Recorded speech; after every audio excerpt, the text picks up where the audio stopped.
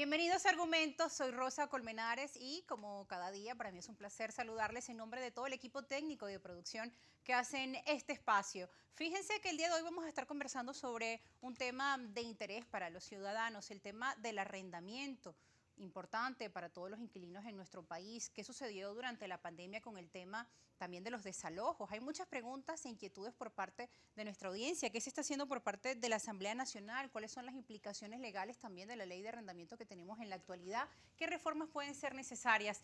Estos son los temas que vamos a estar abordando en nuestra edición de hoy de Argumentos. Los invitamos a participar en nuestras cuentas en las redes sociales @argumentos_gb en Twitter, @argumentosgb en Instagram y tienes mi cuenta @rosa_periodista. Iniciamos de inmediato.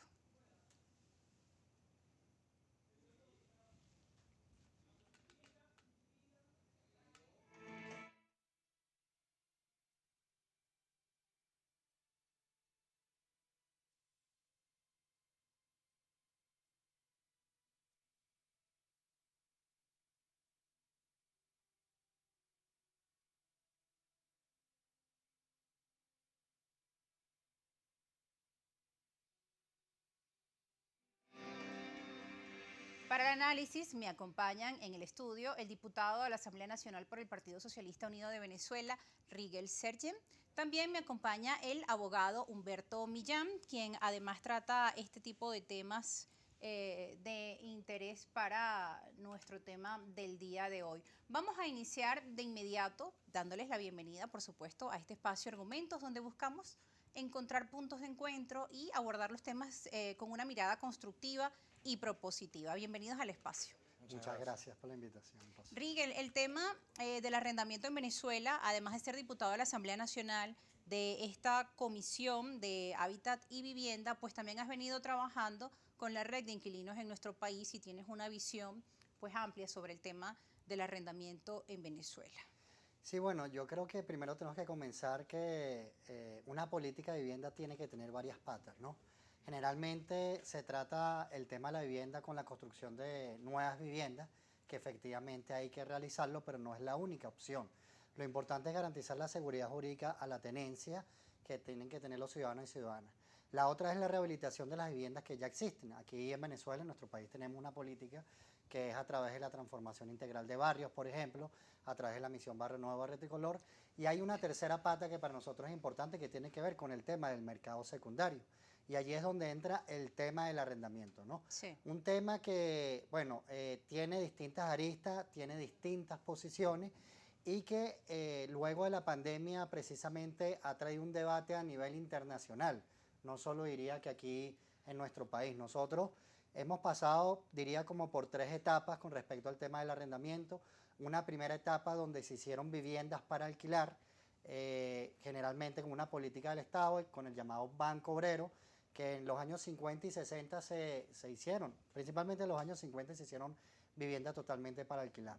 Luego, lamentablemente, los gobiernos de la Cuarta República dejaron al mercado, a los privados, la política del arrendamiento, y lo que hizo el mercado fue no construir viviendas para alquilar, ¿no? Y el que ponía las viviendas en alquiler era la misma gente, pues si tenía una o dos viviendas, e incluso en los sectores populares, la gente que autoconstruyó su vivienda puso un espacio para alquilar. Y una tercera etapa que luego de distintas movilizaciones, a finales de los años 90, por cierto, hubo muchas movilizaciones contra los desalojos y por la especulación inmobiliaria, principalmente en el municipio Chacao de la ciudad de Caracas. Y luego, en el año 2003, 2004, con la llegada de la revolución, en abril del 2003 se congelan los canos de arrendamiento, luego de la situación tensa política con respecto al tema del paro petrolero. El comandante Chávez congeló los canos de arrendamiento y eso posibilitó, bueno, a que los inquilinos no lo desalojaran, no lo especularan, mejor dicho. Y luego, bueno, los propietarios, los multiarrendadores, las grandes cámaras, bueno, generaron otras válvulas de escape, ¿no? Es decir, no podían subir los canos de arrendamiento y realizaban desalojos. Eso trajo consigo a que, bueno, el movimiento de inquilinos e inquilinas realizara una ley, que es la ley que está vigente actualmente, que es la Ley de Regulación y Control de Arrendamientos de Vivienda, que fue aprobada el 12 de noviembre del 2011. Bien, diputado, importante el contexto histórico desde su punto de vista, como nos cuenta que ha venido evolucionando este tema, pero también se ha generado polémica justo a raíz de esta ley, ¿no? Por un lado, quienes aseguran que es importante que se beneficie el derecho de aquellos que alquilan, que tengan sus derechos de la vivienda, de que no sean desalojados de forma arbitraria, pero también por parte de los arrendadores también se han realizado pues algunas, digamos, modificaciones, anuncios de solicitudes para modificar este proyecto de Mira, ley. Abogado. ¿cómo está? Mire, ciertamente lo que dice el diputado, eh, existieron muchos abusos con respecto al punto de vista de los arrendadores, de lo que hoy se denominan como multiarrendadores.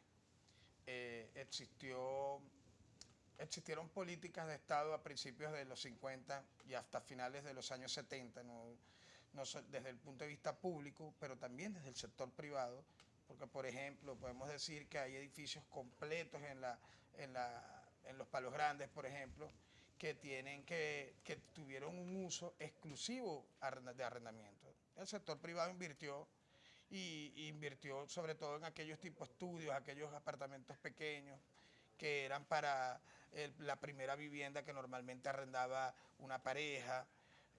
Y sí, también existieron abusos. Bueno, ya a finales de los años 2000, ¿verdad? A principios de los años 2000, mucha gente exigía que se le pagaran dólares. Sí. En aquella época. No se hablaba mucho de dólares en nuestro país. No se hablaba de dólares, y en Altamira ya habían inmuebles, en la calle 72 en Maracaibo ya habían inmuebles, y en algunos, en las zonas exclusivas se hablaba de dólares. El tema de la especulación. Ahora también se especuló, ¿verdad? Pero entonces eso llevó a una ley que terminó siendo un desequilibrio para lo que es el negocio del arrendamiento, lo que hoy ha terminado con reducir la oferta de inmuebles en arrendamiento. Hoy en día tenemos un problema que es peor que ese, que es que, por ejemplo, un arrendador quiere exigir hasta 12 meses de alquiler por adelantado. Por adelantado, en dólares. Y hoy en día las circunstancias, por ejemplo, que él mencionaba la ley de alquiler de vivienda, la ley de regulación y control de arrendamiento de vivienda, o sea, en el contexto en el que se creó esa ley, en el que se presentó al pueblo, como lo dice la Asamblea Nacional, era otro contexto, había un déficit habitacional en Venezuela. No existía todavía, creo que todavía no estaba en el momento más top la Misión Vivienda, ¿no? Que ellos promueven de una manera que ha podido solucionar el déficit habitacional en todo el país. Pero hoy en día esa circunstancia cambió, porque hoy el déficit de vivienda es mucho menor. Incluso yo diría que hoy en día no existe ese déficit de vivienda, porque existen muchos inmuebles que están cerrados por desconfianza del propietario a ponerlos en el mercado inmobiliario de arrendamiento. Bien, vamos al regreso de la pausa a entrar en detalle sobre esta ley y también sobre las propuestas que ambos tienen sobre este tema, que por supuesto genera también preguntas por parte de nuestra audiencia. Las preguntas ustedes las pueden realizar con la etiqueta Argumentos Arrendamientos. Nos vamos a una pausa y ya regresamos para entrar en contexto y en detalle.